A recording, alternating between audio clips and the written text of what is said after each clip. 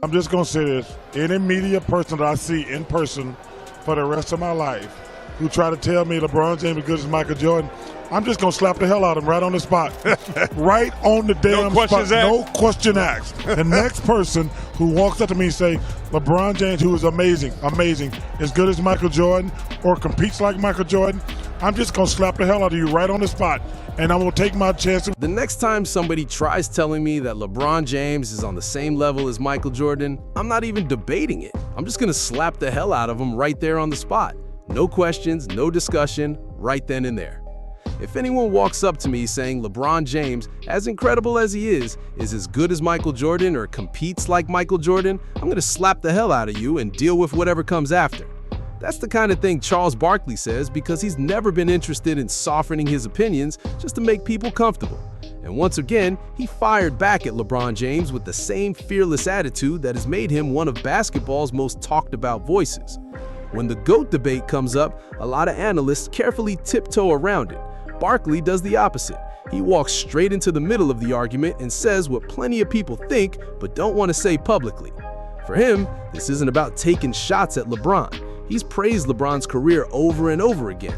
He's acknowledged the consistency, the leadership, and the remarkable way LeBron has remained elite for more than 20 years. But in Barkley's eyes, there's a major difference between appreciating greatness and changing history. And that's where he believes this conversation has completely gone off track. 3 more years from now? No. 2 more years maybe, but 1 more year definitely. So, LeBron's very calculated at, things he does. So the whole world will know when it's his last year because him and his team, they probably want the farewell LeBron tour. So to answer your question, he doesn't know now, Ernie, but I do believe he's definitely coming back. A lot of fans now believe the debate has already been settled as LeBron continues stacking achievements onto an already historic career. They point to the all-time scoring record, the countless playoff runs, his longevity, and the fact that he stayed productive longer than nearly any superstar the NBA has ever seen. Looking strictly at the numbers, it's easy to understand why so many people make that case. But Barkley doesn't think a discussion like this can be decided by statistics alone. When he looks at Michael Jordan, he sees something that goes beyond a list of numbers. He sees 6 finals appearances, 6 championships, and 6 finals MVP awards with no losses on that stage.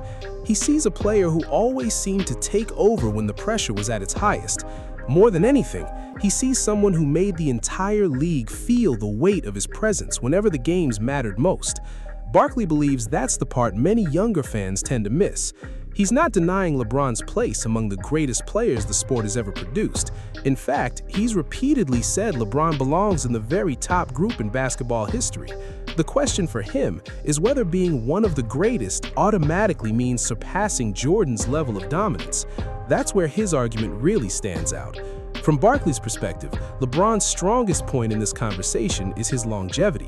Almost no athlete in any major sport has managed to stay relevant, productive, and influential for this long. That's an accomplishment he believes deserves tremendous respect.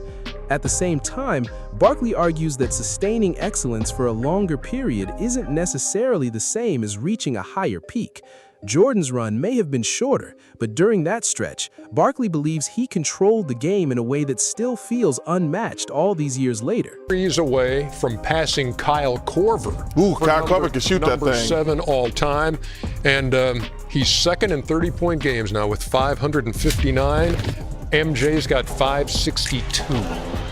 See, now, Ernie, What? that's an amazing stat to talk about. Everybody, I don't get into debate about. That's the point Barkley keeps returning to because he believes it's a reality a lot of people don't want to acknowledge. In his view, longevity can make a career look larger, stronger, and more accomplished, but it doesn't automatically mean a player's best years were better. And for Chuck, that difference is at the center of the entire GOAT conversation. Then, the discussion shifted in a completely different direction when talk about a retirement tour started making headlines. Reports indicated that LeBron wasn't interested in having a huge farewell season.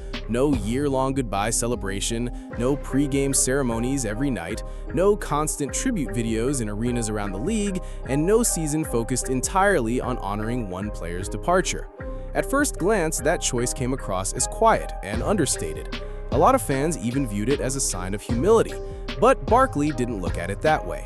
Rather than treating it as a simple personal decision, he saw it as part of a larger conversation about legacy, image, and the timing of an athlete's exit. Chuck suggested there might be another reason behind that mindset. According to Barkley, maybe LeBron understands something that eventually catches up with every superstar as they get older. I think that they have not treated it like we have a real shot of winning the championship. They've treated it like we have a shot at winning a championship. So they've been half measures. We'll make small moves around the edges. We want to keep our... Barkley's point was that LeBron fans see today isn't the exact same force they watched during the Miami years. It's not the same player who ruled in Cleveland or the one who powered through his early seasons with the Lakers. No matter how great an athlete is, time eventually becomes part of the story.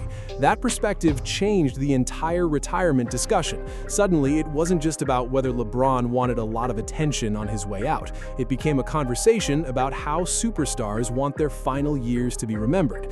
Even with retirement speculation continuing, there's still plenty of reason to expect LeBron to come back for another season. But the larger point Barkley raised remains interesting. A farewell tour can look incredible when a superstar is still fully in command of the spotlight. The fans celebrate, opponents pay respect, and every stop becomes part of a memorable goodbye. The challenge comes when age starts becoming part of the nightly discussion. Every standing ovation honors the past, while everyone watches the present unfold at the same time. Every tribute video highlights legendary moments as younger stars work to establish themselves as the next generation. For competitors who have spent their careers avoiding any sign of weakness, that's not always an easy contrast to embrace. That's why Barkley's comments go beyond what happens on the court. He's also talking about the influence LeBron has over the entire NBA landscape. Very few athletes in sports have shaped the conversation the way LeBron has. Whenever he speaks, people pay attention. A small comment about his future can fuel days of discussion across television and social media. If he mentions a roster situation, speculation about possible moves starts immediately. And whenever he talks about legacy, the GOAT debate comes roaring back again. Even brief remarks can dominate the sports world for days. That level of influence has followed LeBron throughout his career, and much of it traces back to one defining moment. When he announced in 2010 that he was taking his talents to South Beach, the league changed. It wasn't just another free agency decision. It altered how players viewed power, how franchises pursued championships, and how stars approached their careers. For many fans, it marked a beginning of a new era centered around player empowerment. What's your decision? In this fall, man, it's very tough. In this fall, I'm going to take my talents to South Beach and join the Miami Heat. Miami Heat. That was the conclusion you woke up with this morning. That was the conclusion I woke up with this morning. Why? Like I said before, I feel like it's going to give me the best opportunity to win and to win from all. Barkley has never completely bought into that way of looking at LeBron's impact, and that disagreement still sits at the center of many of his strongest criticisms. To understand why Chuck continues to challenge LeBron, you have to understand the basketball era he came from. He was raised in an NBA culture that expected superstars to go directly at each other. The objective wasn't to create alliances or search for the easiest route. The objective was to earn your place by climbing to the top yourself and taking down whoever was already there. That's one reason Barkley and many former players often bring up Michael Jordan and Kobe Bryant when these debates come up. From their perspective, the mindset was straightforward. If another superstar was blocking your path, you competed against him and fought your way through. You didn't look for a different route around the challenge, you embraced it and tried to prove every night that you were the best player on the court. Whether people agree with that philosophy or not, Barkley has been remarkably consistent with it. He wasn't saying these things only after the fact. He was making the same arguments years ago when LeBron was dominating the league, winning titles, and standing at the center of the NBA spotlight. His stance has stayed largely the same throughout. One example came in 2017 when LeBron openly talked about Cleveland needing more help and additional playmakers. A lot of people understood his point of view. Championship opportunities don't last forever, and every superstar wants the strongest possible roster around him. But Barkley looked at that situation from an entirely different perspective. What LeBron said, I have no problem. Everything's not true, but most of that is true. I've did some stupid things in my life. That being said, I've been doing this job for 15, 16 years. I have never said anything personal about a guy, and I'm never going to, ever.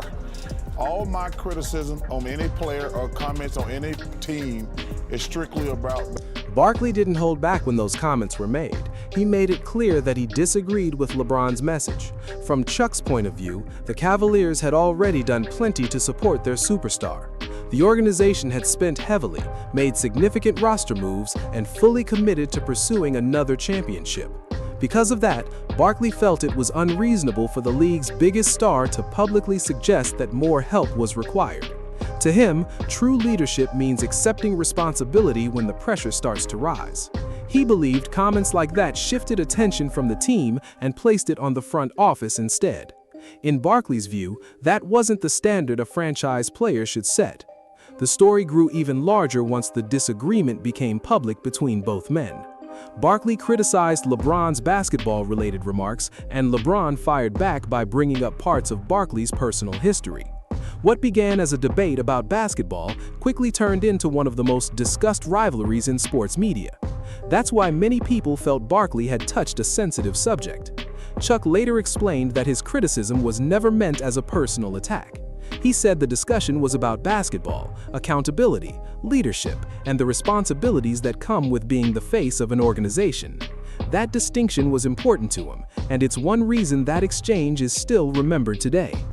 Years later in Los Angeles, many of those same conversations continue to follow LeBron. The Lakers have been aggressive in trying to maximize every championship opportunity available. They've made major moves, changed directions more than once, reworked the roster, and continued searching for the combination that can keep them competing for titles. But whenever those plans don't produce the desired results, the same difficult question returns. Were the Lakers building the smartest roster for sustained success, or were they chasing star power and hoping big names would be enough? That criticism has remained attached to LeBron throughout much of his time in Los Angeles. And for Barkley, it continues to be one of the biggest discussions surrounding LeBron's legacy. The Lakers have spent years trying to take advantage of every remaining title opportunity while LeBron continues performing at a high level. They've pushed for immediate success, moved young players, reshaped the roster multiple times, and repeatedly adjusted their approach in an effort to keep their championship window alive. I might put him with Kobe Bryant. In my opinion, LeBron is a great player and a great man. I got him one slip behind Kobe Bryant. But when those moves don't produce the results everyone expected, the responsibility often starts getting redirected. Sometimes the front office takes the heat. Sometimes the coaching staff gets blamed. Other times the focus shifts to the supporting players. Barkley's position on this has always been straightforward. If a superstar has influence over major roster decisions, then that superstar should also share accountability when those decisions fail. That's why the Russell Westbrook trade keeps coming up whenever people discuss LeBron's role in roster construction. The Lakers gave up depth, key role players, future flexibility, and roster balance to bring in another star. On paper, the move generated plenty of excitement. Once the game started, many people felt the fit never worked the way the organization envisioned. As the struggles continued, critics pointed to that trade as an example of a larger issue. They argued that building around an immediate championship window can leave a team vulnerable when things don't go according to plan. Before long, you're dealing with expensive contracts, limited options, and fewer ways to correct mistakes. Barkley has never hesitated to speak on situations like that. To him, a player's popularity or reputation doesn't matter. What matters is whether the basketball fit actually works. If the pieces don't complement each other, Chuck believes the team will eventually suffer the consequences, regardless of how many stars are involved. And in his view, several teams led by LeBron have followed a similar blueprint over the years. Go all in, sacrifice flexibility, chase results right away, and then, when roster weaknesses become harder to ignore, the conversation turns toward needing more help. That's the cycle Barkley keeps pointing to whenever these arguments come back around. It's also one reason his comparisons to Michael Jordan continue to generate such strong reactions. For Barkley, this discussion isn't only about rings or trophy cases. He sees it as a conversation about mindset, approach, and how players handle adversity. Jordan spent years battling the Pistons before finally getting over the hump. Kobe Bryant went through difficult seasons before the Lakers returned to contender status. Barkley respects those experiences because he believes they reveal something meaningful about a player's competitiveness and ability to push through setbacks. At the same time, LeBron's supporters often point out that today's NBA operates very differently, and there's certainly some truth to that. The NBA has changed, the way players move between teams has changed, and roster building looks very different than it once did. But Barkley has never framed this discussion as a debate about eras or league rules. For him, it's always come down to mentality. That's a big reason his comments continue to generate such strong reactions. Chuck understands that LeBron has one of the largest and most passionate fan bases in all of sports. Even so, he's never appeared interested in adjusting his opinions just to avoid criticism. Barkley is in a position where he feels he has nothing left to prove. He's not concerned about backlash on social media. He's not worried about maintaining friendships around the league. He's not focused on popularity, access, or whether a particular fan base will be upset by what he says. For decades, he's experienced both praise and criticism, and he's become comfortable with both. At this stage, he says what he believes and accepts the response that follows. That's one reason his comments about LeBron James continue to attract so much attention. When Barkley speaks, it doesn't come across as someone trying to win an argument on television or create a headline. It sounds like a Hall of Famer reflecting on different generations of basketball and standing firmly behind what he's seen. Whether fans agree with him or not, that confidence is a major reason his comments keep driving the conversation.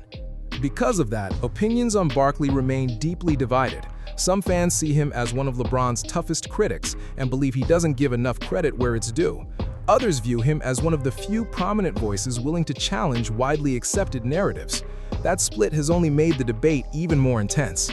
Then there's the discussion about numbers, which may be the most controversial part of all. LeBron has often said that winning matters more to him than personal statistics. His supporters argue that his records are simply the result of extraordinary consistency, sustained excellence, and the ability to remain elite year after year. And the accomplishments are undeniably remarkable. The all-time scoring record, historic playoff production, triple-doubles, all-star selections, longevity marks, and milestone after milestone that continue to grow as his career advances. It seems like every season adds another achievement to a resume that already felt untouchable years ago. Yet, Barkley keeps returning to the same question that has powered this debate for so long. Does a longer career automatically mean a player was better at his peak? For Chuck, the answer is still no. That's the question he continues bringing back whenever people insist the discussion is over. In Barkley's eyes, career totals and longevity tell one story. Peak dominance tells a different one. He believes those ideas shouldn't automatically be treated as the same thing, and that distinction remains at the heart of everything he says about LeBron James and Michael Jordan.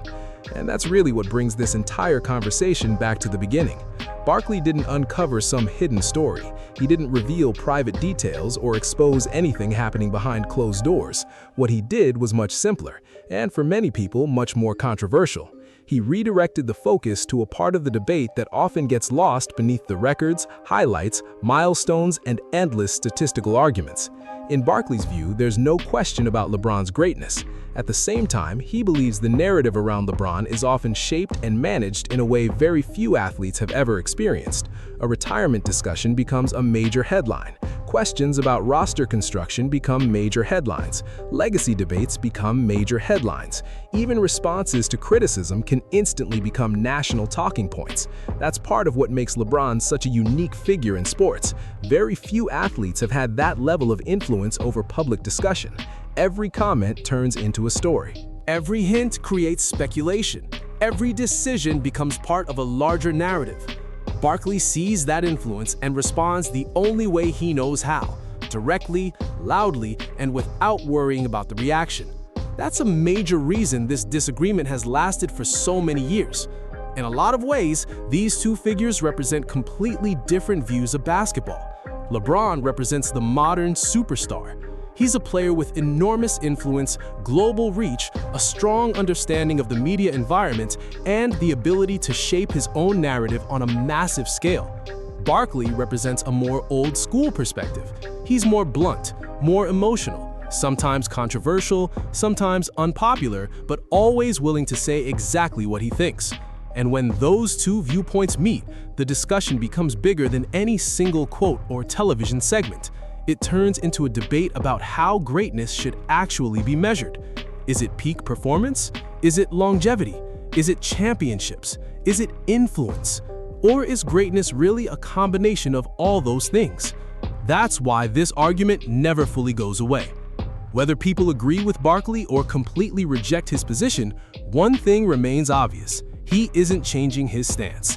He still believes Michael Jordan established the standard.